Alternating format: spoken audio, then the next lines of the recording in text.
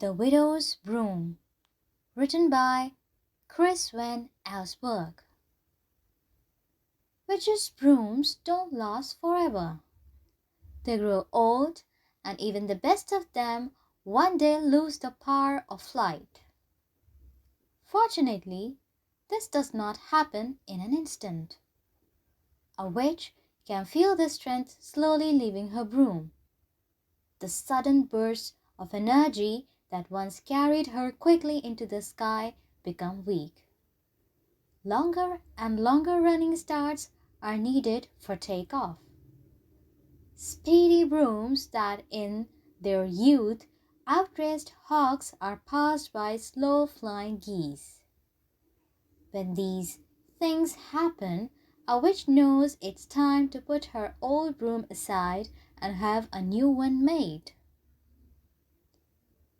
On very rare occasions, however, a broom can lose its power without warning and fall with its passenger to the earth below, which is just what happened one cold autumn night many years ago. Out of a moonlit sky, a dark cloaked figure came spinning to the ground. The witch, along with her tired broom, landed beside a small white farmhouse, the home of a lonely widow named Minna Shaw. At daybreak, Widow Shaw discovered the witch lying in her vegetable garden. She was bruised and bloody and couldn't stand up on her own. In spite of her fear, and because she was a kind woman, Minna Shaw helped the witch inside and put her to bed. The witch asked Minna Shaw to draw the curtains, then wrapped herself tightly in her black cape and fell soundly asleep. She lay there, perfectly still, all day and all evening. When she finally awoke at midnight, her wounds had completely healed. She rose from the bed and moved silently through the widow's house. Minna Shaw was asleep in a chair by the fireplace, where embers of a dying fire glowed on the hearth. The witch knelt and took one of the red-hot coals in her hand. Outside, she made a fire of leaves and twigs, then dropped a strand of her hair into the flame. The fire hissed and crackled, burning with a brilliant blue light. Before long, the witch could see a dark form flying overhead. It was another witch, who circled slowly and landed beside the fire. The two women spoke briefly, the first witch gesturing toward the garden where her old broom rested. Then they sat side by side on the second witch's broom and flew off over the treetops. When Minna Shaw woke up, she wasn't surprised to find that her guest had gone. Witches, she knew, had unusual powers. It didn't surprise her either when she saw that the old broom had been left behind. The widow guessed it had lost its magic. It was an ordinary broom now, just like the one she kept in her kitchen. She began using it around the house and found that it was no better or worse than brooms she had used before.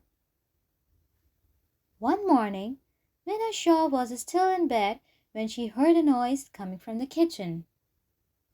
She peeked in and saw something that made her heart jump.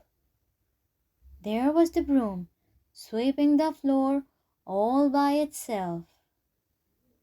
It stopped for a moment and turned to the widow, then went back to work. At first, Minna was frightened, but the broom seemed harmless, and what's more, it was doing a very good job. Unfortunately, it swept all day long. In the evening, to get some peace, She locked the broom in a closet, but when it tapped on the door for more than an hour, Minna felt guilty and let it out. As she lay in bed, listening to the broom sweeping each room over and over, she wondered if it could learn to. In the morning, she led the broom outside and found out that it was a very good student. She needed to show it how to do something only once. Soon, the broom could chop wood and fetch water, feed the chickens, and bring the cow in from the pasture. It could even pick out simple tunes on the piano. Not a week passed before the widow's neighbors, the Spivies, found out about the broom. Their farm was just down the road, the only other place around. It was one of the 8 Spivey children who saw the broom first. When the boy told his father, Mr. Spivey ran straight across the road to the widow's house. "Is it true?" he demanded. "Did she really have such a broom?" "Oh, yes," Minna Shaw answered. "It's wonderful." She told her neighbor all about the broom and the witch who had left it behind. Then she took him around to the back of the house, where the broom was hard at work splitting the wood. Mr. Spivey was horrified. "This is a wicked, wicked thing," he said. "This is the devil." The broom stopped working and, still clutching the axe, hopped towards the widow and her neighbor. Mr. Spivey, red-faced with anger, turned quickly and hurried home. Soon, more distant neighbors heard about the broom and visited the widow's farm. The men who saw it seemed to agree it probably was a wicked thing, but their wives pointed out that it was a great help to the widow and could play the piano well, considering that it struck just one note at a time. No one's feelings were as strong as Mr. Spivey's. "It's evil and it's dangerous," he told everyone who would listen.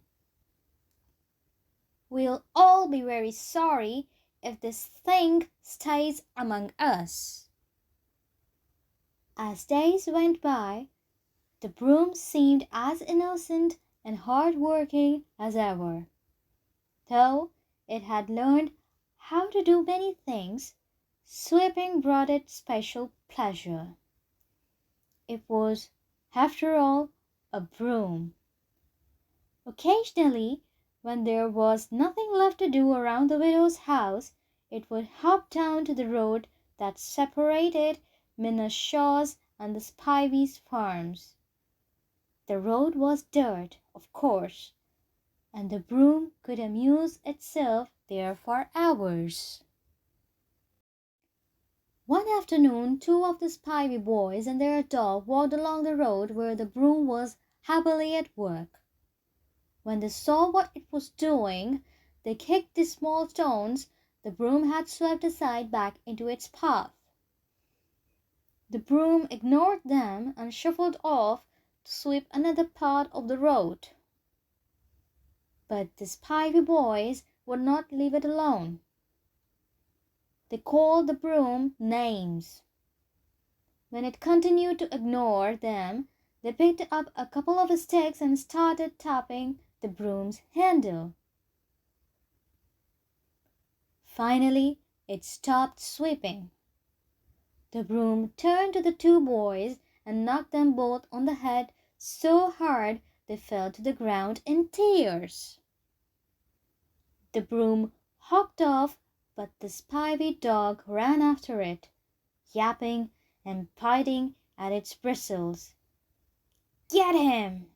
the boys yelled. The little dog leaped into the air and caught the broom by the handle. But he was not there for long. That evening, Mr. Spivey drove his wagon up to the widow's house. He was not alone. 3 men from neighboring farms were in the wagon, along with a long wooden stake and coils of rope. Mr. Spivey knocked loudly. When she opened her door, Minna was frightened by what she saw. "We have come for the broom," her neighbor told her. "It has bitten my sons and likely done worse to my dog." The poor animal was nowhere to be found. The widow could tell by their faces that the men would not be leaving without her broom. There was nothing she could do to stop them. For a moment she stood silently, then answered, "Of course you're right. If it could do such a thing, we must get rid of it." She led the men into her kitchen. "It sleeps in here," she whispered, pointing to a closet. "If you move it carefully, it will not wake up." The men knew how strong the broom was and hoped the widow was right. They opened the closet door, revealing the slumbering broom. One of the farmers took it out and gently held it against the stake, while the others wrapped it in yards of rope. They carried the broom outside, drove the stake into the ground, and gathered straw round it. Mr. Spivey lit the fire. In no time, flames turned the broom to ashes. Life soon returned to normal around the widow's farm. The Spiveys even found their dog, healthy but hungry, caught in the branches of a tall spruce tree. And one morning Minna Shaw called on her neighbors with frightening news. She had seen the ghost of the broom. It was as white as the snow and moved through the woods at night carrying an axe. Mr. Spivey did not believe her, but that night, under a full moon, he watched from a window as the broom's white ghost came out of the woods and slowly circled his house. The next night it returned, circling even closer, and the night after it came again, tapping the axe lightly on the Spivey's door. The next morning Mr. and Mrs. Spivey packed their dearest possessions and 8 children into their wagon. Mr. Spivey tried to convince the widow to live with them, but she chose to stay behind in her little farmhouse. She went down to the road as the wagon pulled away and waved goodbye to her neighbors. "You're a brave woman," Mr. Spivey called out. That evening the widow fell asleep in her chair by the fire. She had been listening to music, simple tunes played 1 note at a time on the piano. A gentle tap on the shoulder woke her. She looked up and smiled at the broom. Not a ghost at all, but still covered with the coat of white paint she had given it. "You play so nicely," Minna Shaw said. The broom bowed, put a log on the fire, and played another tune.